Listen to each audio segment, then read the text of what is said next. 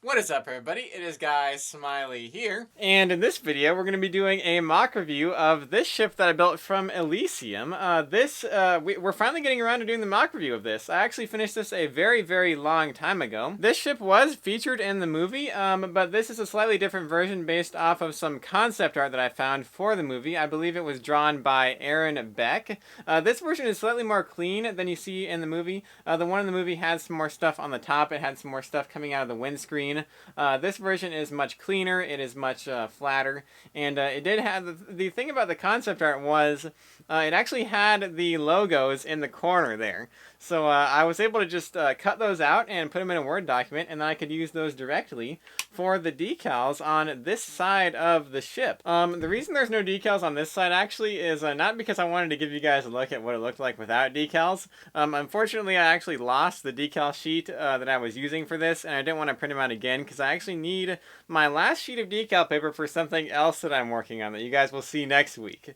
So keep an eye out for that. But on this side of the ship, we can see that it says Versamex Medical Technologies there. And we have a really cool logo here that kind of looks like a little bit like a pill, maybe. Presumably this is some kind of medical transport ship that transports either people, or maybe it transports biotechnology of some kind, or maybe medicine even.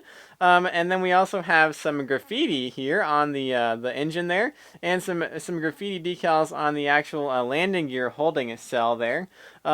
This was actually very hard to apply. I actually had to cut the decal into pieces to fit each face of the bricks.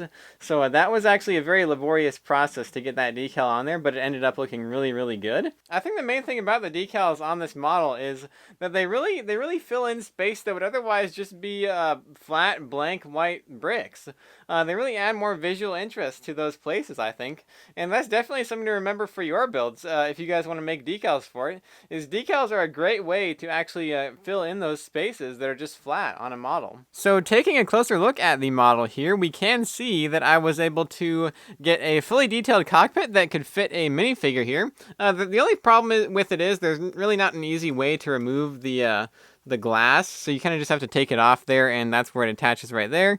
And then this upper piece just kind of goes up like that, and you can even take it off as well. And then we can take a look at the inside with the pilot there. He has two controls and then a little control panel right there. And this minifigure is just normal, a combo minifigure that I made with one of these old Star Wars utility torsos. And then he has a flesh head with Emmett's construction hat there, so he has the hair and the hat as well, looking pretty cool. I was able to use a Lego whip piece right there to get some really nice wiring detail that looks really cool. And then on the side of the pylon here, we do have some more decals. We can see that this actually says some useful stuff on there. Again, I just lifted this off of the concept art directly and used it for the decal, and it does have the capacity, the load limit, and the cubic feet of the inside of the ship, I assume. So that's pretty cool that it's not just random letters and numbers, as I probably would have done if I were to make that decal myself. So if we take the build off the stand, we can actually see the underside of it, and I was actually able to get some detail on the underside. This is where the stand actually connects to the model right there. One thing about this is it is a little bit unstable because this part is not actually attached right here. It's only attached right here, these bricks.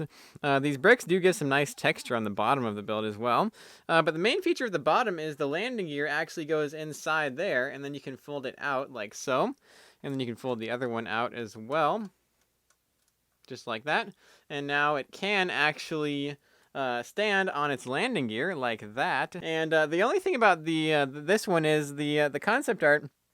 It had landing gear on the pylons, and I actually had to put the landing gear in the middle here because I couldn't figure out a way to get landing gear on these pylons.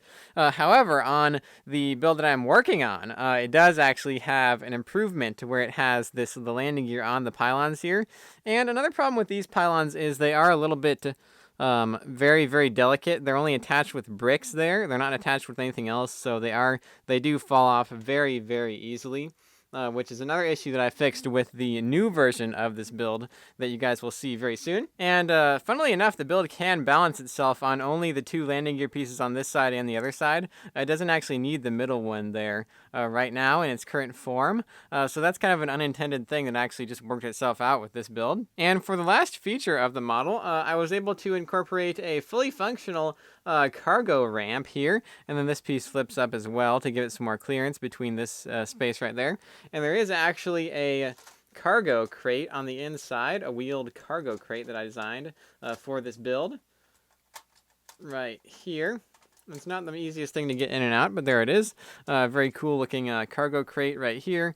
Just some kind of a futuristic cargo crate that maybe they carry some biotech supplies in, or medical supplies, considering this is kind of a medical transport frigate.